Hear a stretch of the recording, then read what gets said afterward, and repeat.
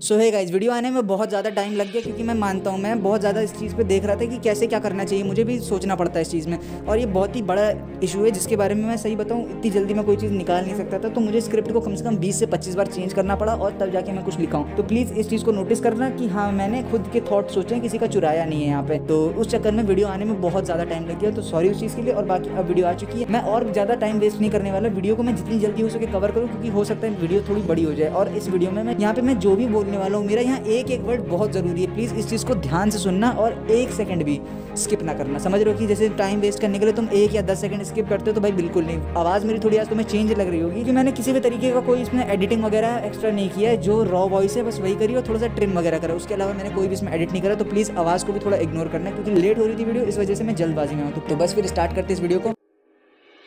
आज हम बात कर रहे हैं रेप के बारे में। भाई देखो, रेप एक ऐसा वर्ड हो चुका है ना जो इंडिया में तुम्हें आए दिन सुनने को मिलता होगा, आए दिन के तुम्हें हर दिन सुनने को मिलता होगा। अब ये जो चीज़ है भाई, इसको अगर ब्रीफली देखा जाए तो लगभग इंडिया में एक दिन के अंदर 95+ रेप केसेस आते हैं। अगर इसके और ज़्यादा डीप जाके देखें तो लगभग 1 घंटे में 4 रेप केसेस रिपोर्ट करे जाते हैं। ये सिर्फ वो केसेस जो सामने आते हैं, इनमें से ना जाने केसेस ऐसे भी होंगे जो किसी के सामने आ ही नहीं पाते, रिपोर्ट ही नहीं करी जाती, उन चीज़ों को दबा दिया जाता है पैसों से, और ऐसी कई सारी चीज़ें हो जाती हैं। तो इन सब चीज़ों को भी खत्म करना है भाई धीरे धीरे। तो आज मैं ना तुम लोग को सिर्फ 2 से 3 पॉइंट ऐसे बताने वाला हूँ, मेजर पॉइंट्स, जिनको अगर अच्छे से ढंग से एकदम परफेक्टली अप्लाई कर दिया गया ना, तो गारंटी देके कह सकता हूँ भाई आने वाले टाइम पे 60 to 70% रेप केसेस खत्म होने वाले हैं। उसके साथ साथ में कई सारे लोगों को जस्टिस नहीं मिल पाते, जैसे निर्भया केस जो हुआ था उसमें देख रहे हो 10 साल के बाद जाके वहाँ फांसी दी गई है। तो इन सब चीज़ों को भी काफ़ी ज़्यादा टाइम नहीं लगने वाला और जल्दी जल्दी सारी चीज़ें हो जाएंगी। तो ये सब चीज़ों को ध्यान में रखते हुए मैं कुछ ऐसे बहुत ज़रूरी पॉइंट ढूंढ के लाया हूँ। और सबसे पहले मैं तुम लोग को बता दूँ, ये वीडियो बनाने की मेरी पर्सनली कोई भी इच्छा नहीं थी। मैं किसी के रेप के ऊपर या ऐसी चीज़ों के ऊपर वीडियो कभी बनाने नहीं वाला था, बट मुझे कई सारे लोगों ने कहा कि यार ऐसे टॉपिक को प्लीज़ कवर करो क्योंकि ज़रूरी है। अब भाई कोई मुझसे कह रहा है कि हाँ तुम इस काबिल हो कि कर सकते हो, तो मैं क्यों मना करूँगा। ये टाइम बहुत ज़्यादा जाने वाला है। तो पॉइंट नंबर 1 देखो, पहला पॉइंट की बात करें तो किसी भी तरीके का पॉलिटिकल पॉइंट नहीं है। यहाँ पे किसी भी तरीके से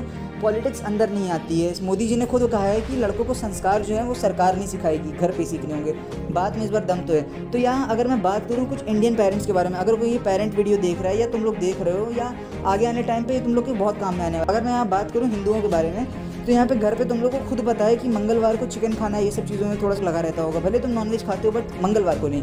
उसके साथ में ट्यूसडे वाले दिन बाल नहीं कटवाना है, सिर्फ संडे या वेडनेसडे ऐसे टाइप का कुछ रूल बना होगा। उसके साथ साथ में और भी कई चीज़ें, जैसे कि चप्पल उल्टी करके नहीं रखनी। तो भाई देखो, ये सब कुछ ऐसी चीज़ें हैं ना जिन पे तुम भगवान पे बिलीव करो चाहे ना करो। मैं यहाँ अगर खुद की बात कर लूँ तो मैं किसी भी तरीके के भगवान या इन सब चीज़ों पर विश्वास नहीं करता, मगर फिर भी मेरी फटती बहुत है कि यार अगर स्लीपर उल्टी रह जाती है तो नहीं, इसको सीधा करना है, मम्मी मना करती है। समझ रहे हो ना, ऐसे टाइप की जो चीज़ें रहती हैं ये दिमाग में बचपन से हम लोग के भर दी गई कि नहीं इस टाइम पे ये सब चीज़ें नहीं करनी है, और क्या क्या चीज़ों पर रोक लगी रहती है। अगर हम लोग आने वाली जनरेशन को पहले से ही ऐसे ट्रेंड कर दें कि किसी भी लड़की के साथ ऐसे उल्टी सीधी हरकतें नहीं करनी है और उनको खुला बताएं, ये नहीं कि उसको छुपा के रखें कि बेटा ऐसे नहीं ऐसे होता, क्योंकि सेक्स एजुकेशन अगर पेरेंट्स हम लोग को पहले ही ढंग से दे दें उनके वे में कि कैसे इनको समझाना चाहिए, तो वो ज़्यादा बेटर है। क्योंकि बाद में जाके अगर दोस्तों से पता चलता है तो थोड़ा सा कुछ और ही समझ रहे हो ना निकलता है। तो ये चीज़ें पेरेंट अगर पहले ही कर दें और वही लोग इन सब चीज़ों को रिवील करें तो ज़्यादा फायदा रहेगा। और उसके साथ में पेरेंट्स की रिलेशन भी थोड़ी तुम लोगों से सही रहेगी, अंडरस्टैंडिंग रहेगी कि हाँ भाई जो भी बात है तुम लोग ढंग से बता सकते हो, सामने वाला सुनेगा। तो ये सब चीज़ें कुछ ऐसी हैं जो हम लोग भाई घर पे अगर ट्राई नहीं करेंगे तो कुछ नहीं हो सकता। तो ये बात होगी आपके आने वाले जनरेशन या फिर अगर आप पेरेंट्स हो तो उनको मैं बस ये बताना चाहूँगा, इन सब चीज़ों के ऊपर थोड़ा सा फोकस कर लीजिए। और अगर मैं बात करूँ अपनी एज ग्रुप वालों की, जैसे मैं 16 साल का हूँ, तो मैं अगर अपने आसपास की एज वालों की बात करूँ तो कई सारे मेरे फ्रेंड्स ऐसे हैं जिनका मैं नाम नहीं लेने वाला, बट वो खुद समझ गए कि मैं किसकी बात कर रहा हूँ, जो थोड़ा सा लड़कियों में और इन सब चीज़ों में ज़्यादा एंगेज रहते हैं। तो उनसे मैं यही कहूँगा कि देखो भाई, छेड़ना और फ्लर्ट में बहुत ज़्यादा अंतर होता है। अगर सामने वाला तुम्हें भाव देता है तो वहाँ पे अगर उसको छेड़ते हो तो वो फ्लर्ट कहलाता है, क्योंकि सामने वाला भी इंजॉय करता है और वो भी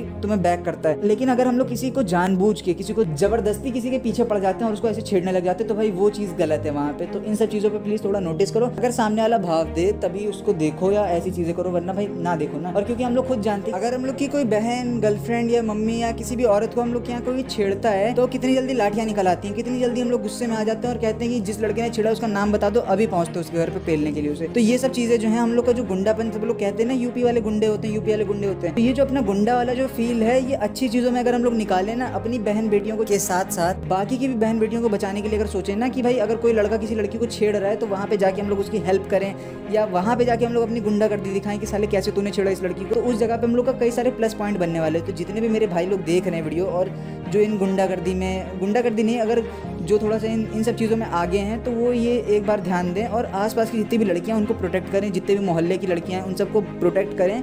भाई तुम्हारी इज्जत बनेगी, इस बात की गारंटी मैं दे के कह रहा हूँ। तो प्लीज़ इस चीज़ को भी ज़रूर अप्लाई करो अपनी ज़िंदगी में, कुछ ना कुछ तो बदलाव आने वाला है। अगर लड़कों के अंदर बचपन से ही इन सब चीज़ों के लिए डर बैठा दिया जाए कि नहीं रेप नहीं करना, किसी लड़की को छेड़ना नहीं है, तो भाई आने वाले टाइम पे लड़कों की थिंकिंग ही वैसी नहीं रहेगी। अगर थिंकिंग ऐसी नहीं रहेगी तो रेप कहाँ से होगा फिर?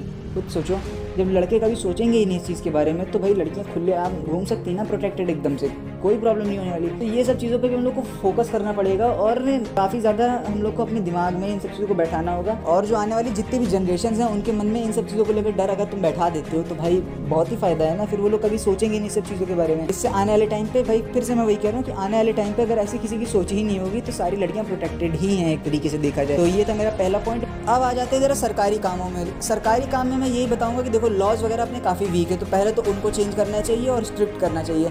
दूसरा ये कि देखो पुलिस जो है भाई आजकल तुम जानते हो कितनी ईमानदारी से काम कर रही है, तो उनकी इतनी ईमानदारी भाई कई लोगों की जस्टिस ही नहीं दिला पा रही है ना। क्योंकि मैं सच बताऊं, अभी कुछ दिन पहले अपने यूपी में एक हाथरस नाम की जगह है, सब लोग जानते होंगे और सबने केस सुना भी होगा, लेकिन फिर भी मैं एक बार तुम्हें सुनाई दे रहा हूँ कि क्या हुआ था। कि एक हाथरस नाम की जगह अपने यूपी में, वहाँ पर एक लड़की थी मनीषा वाल्मीकि, उसका 4 लोगों ने रेप करा। रेप की भाई तुम समझ नहीं पाओगे, क्रूएलिटी इतनी ज़्यादा थी कि उस लड़की की ज़बान काट दी ताकि वो चिल्ला ना सके, और उसकी स्पाइन रीढ़ की हड्डी जिससे पूरी बॉडी हम लोग की खड़ी होती है उसको ही तोड़ दिया ताकि पैरालाइज हो जाए, कहीं भाग ना सके, और रेप करने में उनको आसानी हो। भाई सोच लो ना कितनी बुरी तरीके से यार मतलब उसका रेप हुआ। और ये सब होने के बाद जब उसको दिल्ली में एडमिट कराया गया हॉस्पिटल में, तो वहाँ पे जब उसकी मौत हो गई, जब उसकी जान निकल गई, तो उसके 2 से 3 दिन के बाद में क्या करा कि यूपी पुलिस ने उसके बिना पूछे, बिना पेरेंट्स के परमिट के उन लोगों ने उस बॉडी को ही जला दिया। फिर उसके बाद जो रिपोर्ट आई, रिपोर्ट में क्या बता दिया उन लोगों ने कि लड़की के साथ कभी रेप हुआ ही नहीं, 4 लड़के जो हैं वो बेगुनाह हैं। ऐसी चीज़ें छुपा दी गई। और बॉडी जलाने के बाद तो फिर तुम कहाँ से उसकी रिपोर्ट निकाल दोगे दोबारा, अगर कोई चाहता है रिपोर्ट निकालना। तो ये सब चीज़ें कुछ इस तरीके की हुई ना कि भाई पुलिस से भी लोगों का विश्वास उठ ही गया है। तो मैं बस ये चाहता हूँ कि हम लोग के यहाँ जो पुलिस है उनके अलग अलग सेक्शन कर दिए जाएँ। चोर वगैरह जो रहते हैं ना, जो लिखाते हैं FIR नॉर्मल चोरी वगैरह की, तो वो एक अलग तरह की पुलिस हैंडल करे।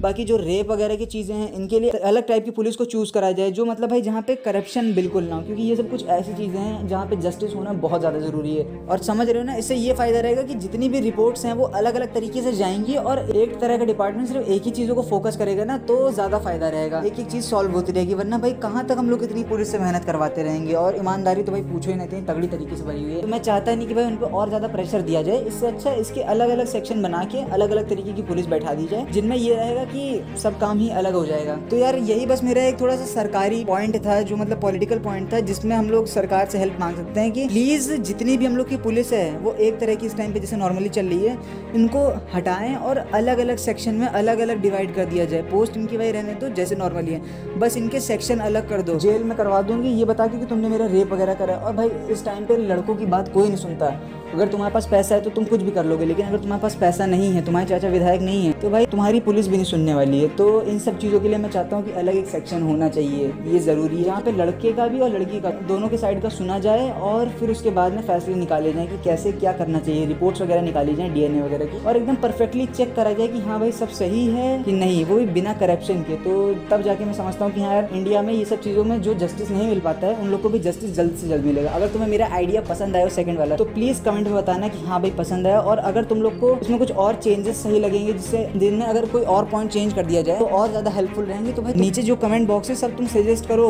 अब यहाँ कई सारे लोग बोलेंगे कि यार कृष्णा तुम लड़के हो, तुम नहीं समझ सकते कि लड़कियों को क्या क्या दिक्कतें फेस करनी रहती हैं। तो यार देखो, जो थर्ड पॉइंट है वो मैं नहीं, मेरी फ्रेंड है एक, जिसका मैं नाम या आइडेंटिटी कुछ दे नहीं सकता तुम लोग को फॉर प्राइवेसी पर्पस। उसने खुद मना कर रखा है कि प्लीज़ शेयर ना करना, तो मैं उसका नाम वगैरह नहीं बता सकता। बट उसने एक पोएम लिखी है और उसने जो पावरफुल वॉइस में बोला है ना यार, जब मैंने पहली बार सुना तो सच बताऊँ मेरे रोंगटे खड़े हो गए थे, इतनी तगड़ी उसकी मुझे वॉइस लगी। तो प्लीज़ तुम लोग को भी सुनना ज़रूरी है, जिसमें पता चलेगा कि एक लड़की सच में चाहती क्या है।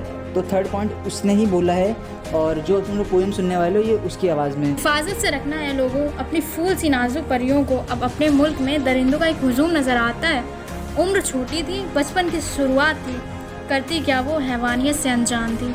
पढ़ने की लालसा और खेल में उस्ताद थी, वाकिफ़ नहीं असलियत से वो जो अभी नन्ही सी जान थी। वो फ्रॉक पहनने वाली बच्ची अभी मस्ती में शुमार थी। क्या पता था उसको कि वो भी होने वाली शिकार थी। रूह नहीं कांपी क्या उनकी नहीं कोई औलाद थी। सोचा नहीं एक बार भी, घर पे बैठी एक माँ और बहन भी एक औरत जाती थी। कैंडल की जगह हर बार उनकी लाश जलानी होगी, 7 पीढ़ियां भी उनको याद करती रहें ऐसी सज़ा सुनानी होगी, रूह भी करे पछतावा ऐसी मौत दिलानी होगी, 100 दफ़ा सोचे कुछ करने से पहले ऐसी मिसाल बनानी होगी। लेकिन इस बार कैंडल नहीं, उन्हें जलाना होगा। हैवानों के लिए उनके ज़र्रे ज़र्रे को तड़पाना होगा। हवास के मारे फिरते हैं, उन्हें तो नंगा करके अंजाम तक पहुंचाना है। मिलकर सब कसम खाओ, अब नया इतिहास बनाना है। मिलकर सब कसम खाओ, अब एक नया इतिहास बनाना है।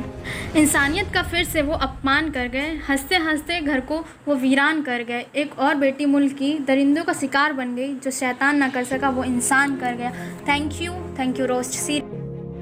तो भाई देखो, ऐसा करो, सबसे पहले जाओ कमेंट करो इस लड़की के लिए कि यार इसने क्या तगड़ी लाइंस लिखी हैं, क्या तगड़ी पोएम लिखी है, और जितना हो सके ऑनेस्ट रिव्यू दो, ताकि मैं कमेंट्स के स्क्रीनशॉट उसको भेज सकूं और उसे भी मोटिवेट फील करा सकूं। तो बहन थैंक यू, क्योंकि तुमने अपनी वॉइस मेरी वीडियो में दी। एंड सेकंड थैंक्स उन लोग को जो मुझे हेल्प करे इस वीडियो में बनवाने की, क्योंकि भाई सच बताऊँ मेरा कोई भी प्लान नहीं था इस टाइप की वीडियो बनाने का। मेरे जितने भी फ्रेंड्स और कई सारे लोग ऐसे थे जिन्होंने कहा था कि कृष्णा प्लीज़ इस टाइप की वीडियो को कवर करो। मैंने सिर्फ उनके लिए करा है, क्योंकि थोड़ा ज़्यादा ही मेजोरिटी में आ गया था कि भाई प्लीज़ इस टाइप की एक वीडियो बनाऊं, वरना मैं सीरियस टॉपिक पे कभी वीडियो बनाता नहीं हूं और ना ही मैं सोच रहा हूं कभी आगे बनाऊं, बट ज़रूरत पड़ी तो बनानी पड़ेगी। तो उन लोगों को एक बार फिर से थैंक यू, क्योंकि यार सही सजेशन कर दिया था, मुझसे अच्छे काम करवा के तुम लोगों ने बहुत ज़्यादा सही चीज़ कर दी है, मुझे भी अच्छा लग रहा है। तो भाई नेक्स्ट वीडियो जो भी आएगी एकदम फनी आएगी, एंटरटेनिंग आएगी, इस बात की गारंटी मैं तुम लोग को अभी दे रहा हूँ। तुम लोग को बस छोटी सी अनाउंसमेंट ये करना चाहता हूँ कि जिस दिन मेरे चैनल पर 650 सब्सक्राइबर कंप्लीट होंगे, जिस दिन 650 सब्सक्राइबर कंप्लीट हुए, उस दिन भोजपुरी सॉन्ग पार्ट 2 आ जाएगा। मेरे चैनल की अब तक की सबसे हिट वीडियो थी वो, एक दिन के अंदर 200 प्लस तुम लोगों ने व्यूज़ करा दिया था भाई,